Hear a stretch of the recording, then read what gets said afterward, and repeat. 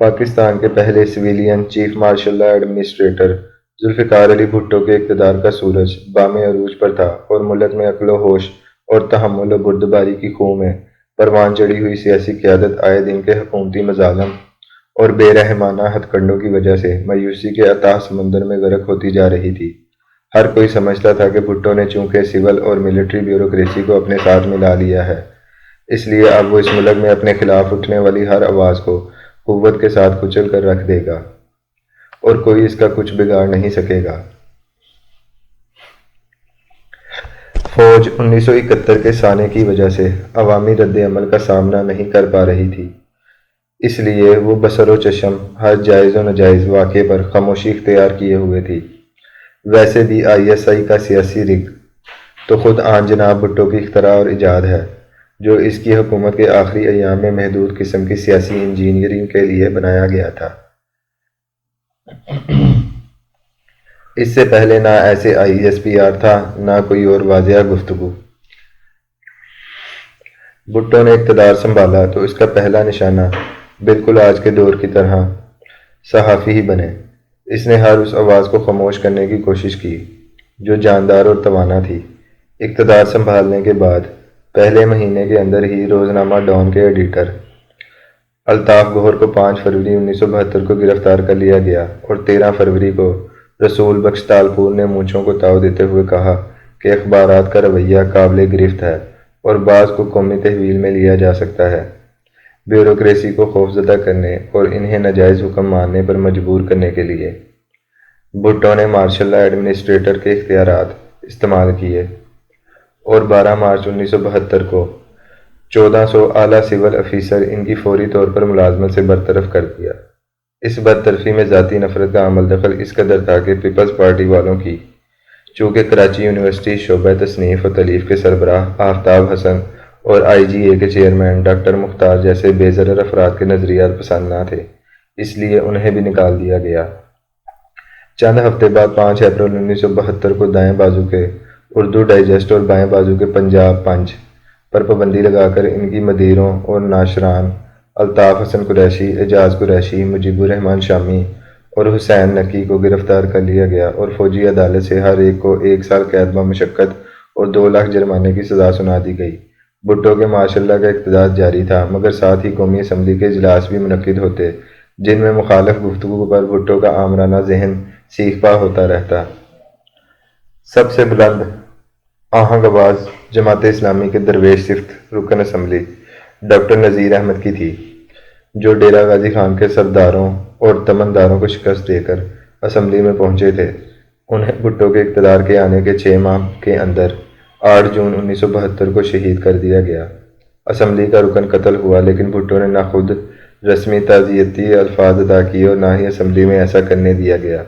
جیسے ہی بھٹو کے ماشاء اللہ کا 1 سال 20 دسمبر 1972 کو مکمل ہوا تو اپوزیشن نے اسے یوم سیاہ کے طور پر منایا۔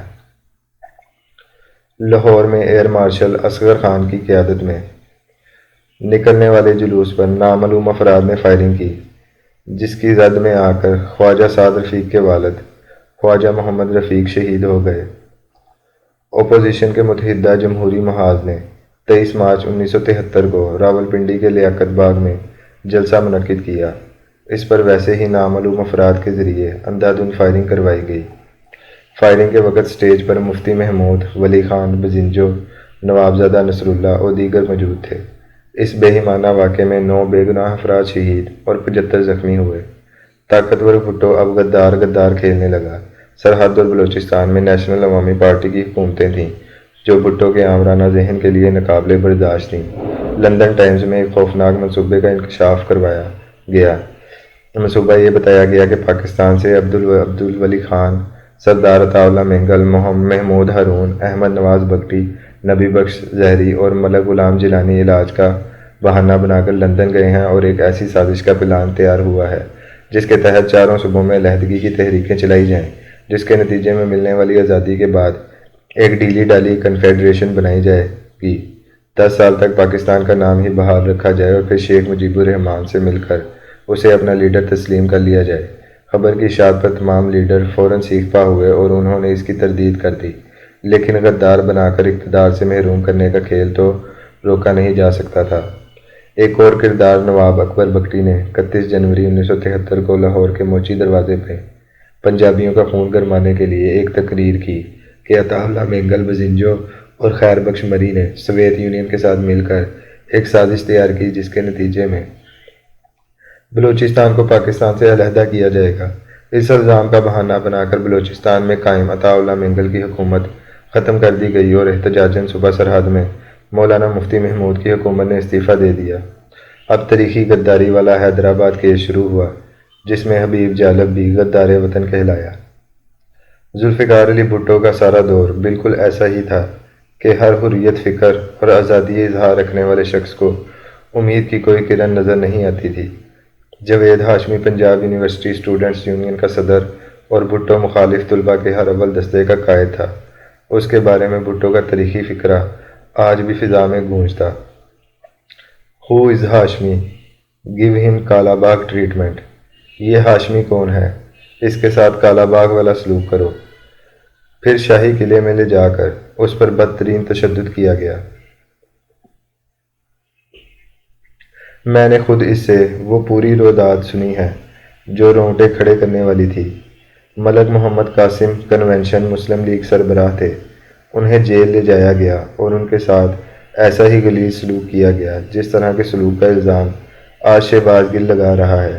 ان کا جو بیان اخبارات میں شائع ہوا اس میں شرم و حیا کی وجہ سے وہ صرف اتنا کہہ پائے کہ پوری رات چند اوباش گنڈے میری پشت پر اچھل کود کرتے رہے۔ جماعت اسلامی کے سربراہ میاں طفیل محمد انتہائی شریف النفس انسان تھے۔ انہیں گرفتار کیا اور پھر ان کے ساتھ جیل میں ایسی تذلیل کی گئی کہ ہائی کورٹ میں پیشی کے دوران وہ اپنا بیان ریکارڈ کرواتے ہوئے زاروں کی طرح رو پڑے۔ یہ ایسا منظر تھا جس نے ججوں کی آنکھیں بھی آبدیدہ کر دیں۔ بھٹو کی آمریت کی خوفناکیت کا عالم یہ تھا کہ 4 جون 1975 کو جب بھٹو نے اسمبلی میں تقریر کرتے ہوئے کہا کہ میں نے قوم کو ایک متفقہ آئین دیا ہے تو اس پر احمد رضا قصوری نے طنزاً کہا، رتو ڈیرو سے منتخب ہونے والے یہ رکن اسمبلی غلط کہہ رہے ہیں، میں نے آئین پر دستخط نہیں کیے۔ بھٹو طیش میں آ گیا اور اس نے قصوری کی طرف اشارہ کرتے ہوئے کہا، I had enough of this man. He is absolute poison. I will not tolerate him any man. میں اس شخص سے تنگ آ چکا ہوں۔ یہ ایک مجسم زہر ہے۔ میں اب اسے ہرگز برداشت نہیں کروں گا۔